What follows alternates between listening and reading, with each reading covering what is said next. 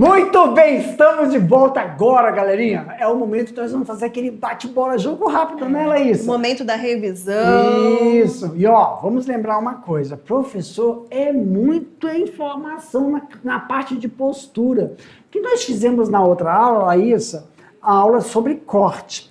A aula que nós vamos ter é uma aula agora sobre fase de produção da postura. Então, ó, ficou com dúvida em todos os manejos que a gente realiza na avicultura de postura? Pega tudo que você anotou, vamos esclarecer qualquer dúvida que ficou, que assim que a gente finalizar, vamos deixar vocês fazendo as atividades e a gente só volta depois para corrigir, não é isso, Laís? É isso aí. Então, meu diretor, corta agora para a telinha para a gente começar aqui o nosso momento, avicultura, fase de produção. E na fase de produção, nós falamos do quê? Nós falamos da fase de produção, que é a fase 3, terceira fase, que compreende o manejo de produção. Claro, falamos sobre doenças, porque, Laísa, lembra na aula? Não podemos ter juntos, no mesmo ambiente, próximo, postura e corte. E a postura, o galpão, ele não pode ficar em regiões planas, tem que ser uma região elevada, ainda tem isso. Então a gente vai falar muito das instalações para ver essa diferença de instalação. Então vamos lá? Vamos fazendo parte a parte. Então, nós falamos sobre avicultura, fase de produção.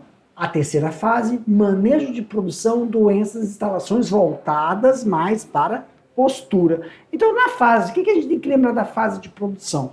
Temos que lembrar que durante a transferência, porque, Laísa, nós falamos que todas elas são criadas no galpão. Os pintinhos. Só que aí, uma parte desse pintinho vai para corte e outra parte vai para postura. Então é a transferência. Essa transferência faz com que ocorra a padronização dessas aves. Aqui sim, Laísa, não pode ter erro da sexagem. Sexagem é a separação de macho e fêmea. Só quem vai para postura? Fêmea. Não pode ter macho. Mas, professor, como é que vai ter ovo sem macho? Porque os ovos são ovos, nós falamos lá, ovos não galados. São ovos estimulados. Como é que é isso? É a ração que faz? Sim. É a Viu? A fase do desenvolvimento de um animal corresponde ao processo de nutrição que ele está naquela fase. É como se uma mulher tem problema de engravidar e ela faz um tratamento para ovular. Ela fica ovulando os ovócitos de segunda ordem. E a nutrição da galinha faz ela ovular os ovos. E essa ovulação, a estimulação da postura, também requer uma nutrição de qualidade. Por quê? Porque tem o ovo, que é o produto, tem que ser o quê? Nutritivo. Então tem que manter o padrão de quantidade de proteína, quantidade de colesterol, oleaginosos, vitaminas. Isso tirado da onde? Da ração. Qualidade da casca do ovo. Tem que ser uma casca que suporte o transporte. Uma casca dura e rígida. Então isso sai da onde? Da ração. Não pode deixar. Uma ração de péssima qualidade faz com que a galinha fique fraca, porque ela vai causar o processo de desmineralização. Ela tira do próprio organismo se a ração não for de qualidade. Então tudo isso a gente vai ter que fazer balanceado. Professor, qual é o cálculo que faz? Nós não comentamos isso, nós falamos na aula que a gente vai falar sobre o cálculo, porque a galinha, ela... Ai, Laísa, lembra? Toda vez que eu dou essa aula eu lembro. Eu estava no 2º ano do ensino técnico em agropecuária e a gente faz um cálculo. E aí eu aprendi que a galinha bota 1,5 ovo por dia. Como é que ela bota 1,5 ovo por dia, professor? Quer dizer, a metade de um ovo? Na verdade, ela bota 1 ovo, ela ovopõe 1 no dia e esse meio está dentro do oviduto, que é 24 horas que falta para ela terminar. Então essa maturação. Isso. Então a ração que é dada para ela é para ela finalizar a outra metade, digamos assim. Isso, e uma que ela pôs e outra para ela finalizar sem retirar do próprio organismo. Então tem que ter um estímulo. Por isso que uma das questões que nós falamos na aula é o quê? O dia todinho ela está comendo. A gente tem que estimular ela a comer, não é? Só que à noite, No sul, temos que lembrar que nós trouxemos esse conhecimento do sul do país. A noite lá é maior do que aqui, por causa que lá tem as estações bem definidas, escurece mais rápido. Então, como é que a gente faz aqui? A gente utiliza essa... Aqui não tem isso, de escurecer mais cedo. Só que a gente faz o quê? Quando anoitece, a gente faz um cálculo e de noite, lá pelas 3, 4 e meia da manhã, puf, a luz liga. Elas acham que amanheceu e elas começam a comer mais cedo, para compensar. Cara, eu acho isso 10. É incrível, né, professor? É o cálculo que a gente faz. A gente vai ver isso lá na frente, como é que a gente faz isso. Então, isso auxilia no processo de maturidade sexual, quando elas começam a ter a crista bem desenvolvida. A gente troca para cá, bota elas em gaiolas. Falando em gaiolas, as dimensões aqui, pessoal, comportam o quê? 5 aves por gaiola. Mas isso são essas galinhas, a Whitebrock. A Whitebrock, essas galinhas brancas, só que a gente usa quem mais? Ai meu Deus, agora me deu branco. Galinha vermelha, que são as Red Labels. Elas são as galinhas que a gente faz para chocar, tá? Isso mesmo. E aí tem essa transferência, lembrar que os comedouros e bebedouros aqui, ó, comedouro e bebedouro. Esse aqui é antigo, porque o comedouro fica aqui, aqui é a grade que elas vão ovopor, tem uma declinação, os ovinhos ficam aqui, e o bebedouro fica desse lado. É um snip desse lado, tá? Vou adaptar isso aí. E o manejo de produção, tá aí, ó. A ração, a canaleta da ração, e abaixo, né, que tem uma inclinação, fica os ovos. Por isso que a casca do ovo tem que ser de qualidade, para quando ela vai rolar aqui pelo chão da gaiola, bate e não pode quebrar, tá? A importância da rigidez. Isso, da rigidez. E, professor, por que dupla aptidão? Se for só ovoposição, é isso, fica grade. Se for dupla aptidão, ela fica solta dentro do aviário. Então tem que construir o quê? Ninhos. E aí você tem mais mão de obra, porque você tem que tirar a galinha e não deixar ela chocar.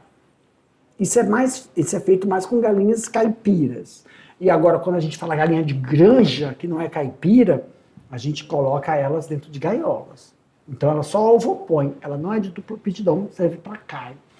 E também falamos, em relação ao corte, por quê? Tem a sexagem, né? Então elas vão para um setor diferente da postura. A postura, sim, carne e ovo, dupla aptidão, é como se fosse o semi-confinamento. Semi-confinamento é como se fosse, não é. Por quê? Semi-intensivo, ela fica presa e vai para a área externa. Aqui não, elas estão presas dentro do galpão, mas dentro do galpão tem uma área externa, entre aspas, que não é externa, é uma que elas ficam soltas e tem uma área onde elas vão ovopositar. Mas não é como aquelas que ficam externas, elas não vão caminhar. Elas continuam ainda presas, isoladas, na cama, só que elas ficam soltas, tá bom? Essa é a dupla aptidão. Claro que para postura, dura aí o quê para abate? 76 semanas. Quer dizer que elas podem ainda estender o quê? Por mais 120 semanas. Então ela tem 76 semanas de produtividade, depois vão para o abate. Ou eu faço um repique. O que é esse repique? É retirar a ração, deixar ela só na água e depois devolver a ração, cai toda a pena, revigora ela e ela consegue ficar ainda mais produtiva 90 semanas, ou a gente fala, 3 meses, ou 120 semanas. Seriam 4 meses. Isso, é um reforço. E vamos só lembrar aqui rapidamente das doenças, para finalizar.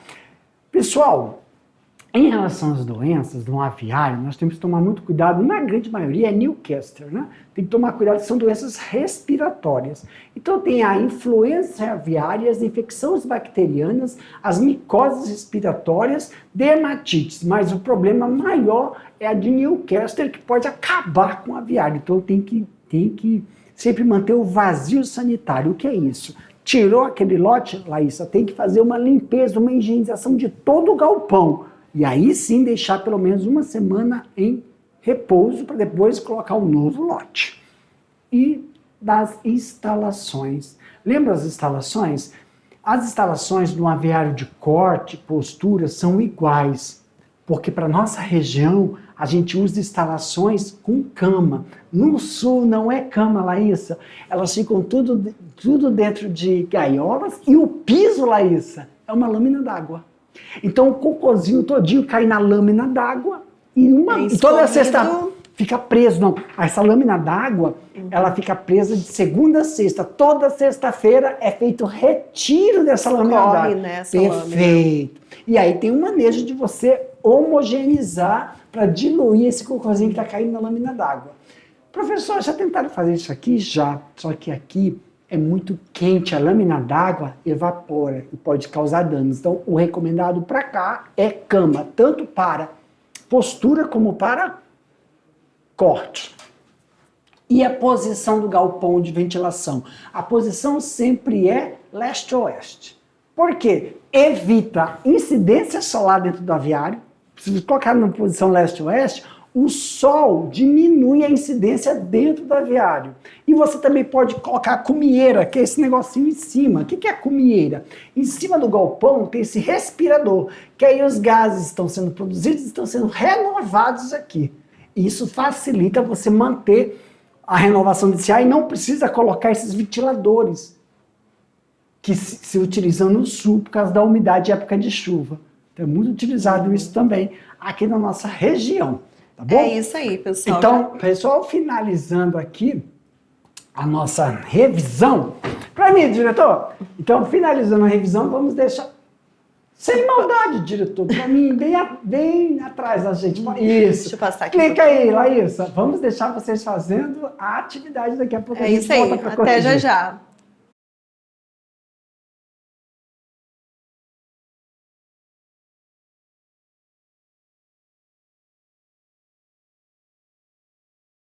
Muito bem, meus queridos, agora é o momento que nós vamos corrigir e sanar qualquer dúvida que possa ter surgido durante a atividade de resposta. É isso aí. Então, meu diretor, corta para a telinha de novo. Vamos agora para a nossa primeira questão. Questão 1. Em relação à construção dos galpões de aviário, a orientação é de que o eixo longitudinal dos galpões deve estar no sentido leste-oeste. Se você prestou atenção na aula, você já entendeu aí esse sentido, né? Com que se conseguirá que a superfície exposta a oeste seja a menor possível. Neste sentido, evitando-se, portanto, o quê? Vamos analisar aqui as alternativas. Eu vou colocar o resfriamento do ambiente. B. A entrada de chuva em caso de temporais. C. O sobreaquecimento pela forte insolação. D. A circulação do ar dentro do galpão. Ou alternativa E. A diminuição da umidade. A resposta fica sendo a alternativa C. O sobreaquecimento pelas fortes insolações. Pessoal, olha só. Professor, por que não é a cumieira? Por que não é a diminuição da umidade, a circulação do ar do galpão? Porque, a cumieira, que é aquele espaço bem no cume do telhado, é a renovação de ar em épocas chuvosas que a gente tem que manter fechado a cortina. Por que a alternativa? Eu quero entender sobreaquecimento pelas fortes insolações. Pessoal, são duas questões, tá? Evitar que entre incidência solar dentro das lateral. E também, vamos lá, sobreaquecimento, tudo bem. Quando você tem a sua casa, a posição da minha casa bate mais sol do lado esquerdo do que lado direito. Cada um só fazer a análise, da onde que bate mais sol. Tem pessoas que, dependendo da casa, bate mais durante o dia todinho na frente. E atrás da minha casa é a frente. É a frente. Só que, então, atrás da casa é mais fresco, porque não bate tanto. Não é isso? Na frente é mais quente. Então, tem que tomar... No aviário, não. Se você fizer na posição leste-oeste, como equaliza. A mesma intensidade de um lado é de outro. Acaba tendo o equilíbrio, O equilíbrio. Aí, mas só que aí não é só a incidência solar. Por exemplo, na nossa região aqui, quando chove muito, a chuva ela cai assim, ela não cai verticalmente. Tem hora que ela vem de lado. Ou vem vertical, direita para esquerda, ou ela por causa dos ventos. E aí o que acontece? Aqui quando chove, daqui a pouco aquece. Estia e vem aquele sol no mesmo, parece que nem choveu. E se molha ali, Laísa, aí dá aquele abafar, fica abafado dentro do aviário. E no nosso aviário, aqui da nossa região, não é permitido fazer lâmina d'água. É o que, Laísa? Cama de aviário. Se aquilo molha, aquilo vai causar uma fermentação e um odor, um gás, que pode prejudicar o sistema respiratório desse animal. Isso aí, vamos agora para a questão 2. Foi nem uma explicação, já foi quase uma aula isso. O manejo da produção avícola é também parte essencial para garantir a qualidade da carne e integra os esforços da cadeia avícola. Para este fim, incorporam-se metodologias, processos e tecnologias ao processo produtivo. Na terceira fase de produção, que se dá a partir da 18ª semana até o abate, há uma seleção das frangas em busca de sua padronização.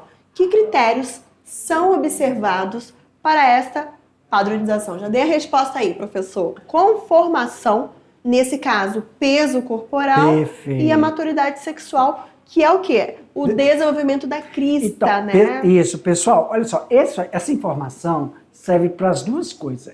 Quer dizer que está chegando próximo ao 18ª semana, é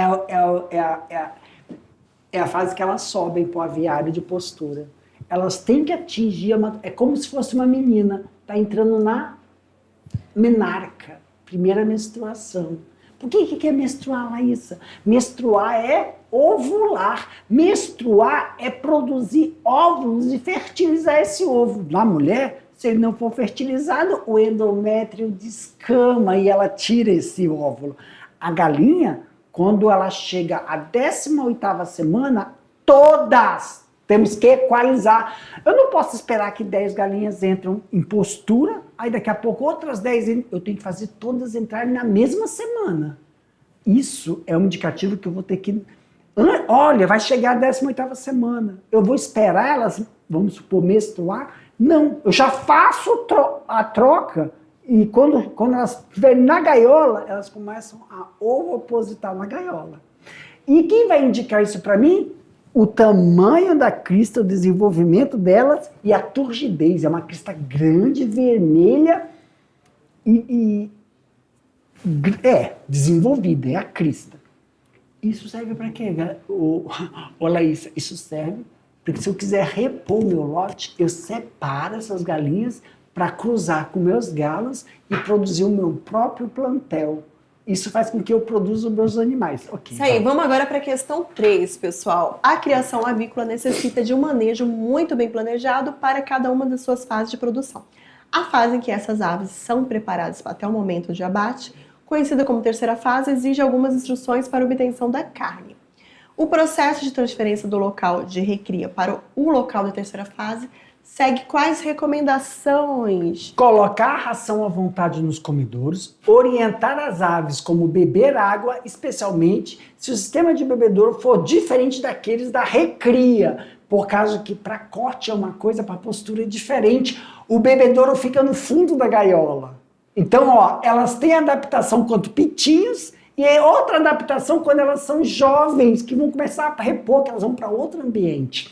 E então, evitar práticas de manejo que causam estresse às aves na semana que sabe o que é isso, Laísa? Nós falamos da aula. Você vai coletar o ovo, nada de passar batonzinho, nada de passar coisas cheirosas, porque o odor não pode alterar o ambiente. Outra, nada de entrar dentro da aviário de postura com sapato fazendo barulho. Tem que ser sapatilhas, nada de treque raspando no chão não, gente. Porque as galinhas fazem aquele barulhinho. Aí se tu fizer um barulho diferente, elas ficam mudas. E isso assusta a galinha e ela para de ovo pôr. Ah, professor, ela vai parar de pôr. Aquele ovo que está dentro do oviduto dela fica estagnado. Isso aí. Vamos agora para a questão 4. De uma maneira empírica, podemos dividir as raças para fins comerciais de acordo com o principal objetivo de produção. Especificas para postura e corte. Resposta. Para ave de postura, selecione principalmente as raças leves de galinha, que põem ovos que são chamadas de poedeira, por causa do sistema de gaiolas, tá? Na produção de carne, refere-se a raças pesadas, porque vai produzir mesmo músculo. Nesse caso, frangos de corte. Sim. Finalizando aqui o nosso momento Decolando para o Futuro. Questão 5. A biosseguridade da produção de aves de corte consiste em medidas para evitar a entrada e a propagação de doenças no plantel, garantindo a segurança dos alimentos e saúde dos animais. Qual dos sintomas abaixo corresponde corretamente à doença de Newcastle? Olha lá, pessoal, a resposta é sistema respiratório. Mas vamos analisar aqui as afirmativas? Sim. Já falei respiratório, já dei a dica. Queda total das penas e perda de peso, escurecimento das patas e diarreia, edema e fadiga muscular, manifestação nervosa, diarreia, edema ou perda de peso e manifestação nervosa. Como eles estão pedindo os sintomas, pessoal, a resposta correta é o gabarito D. Manifestação do sistema nervoso, diarreia e edema. Pessoal, vou falar uma coisa para você. Por que você está falando de corte, professor? Porque o sistema de vacinação é junto com o de corte, antes que ocorra a separação, tá bom? Por isso que, para nós, diretor, por isso que não é indicado criar corte e postura juntos. Elas podem ficar juntas ainda antes da separação da produção. Quer dizer, até o 18º dia e a 20ª semana para corte. 18ª semana para postura, 20ª semana para corte. É isso aí, pessoal. Então, até mais. Tchau, até a próxima.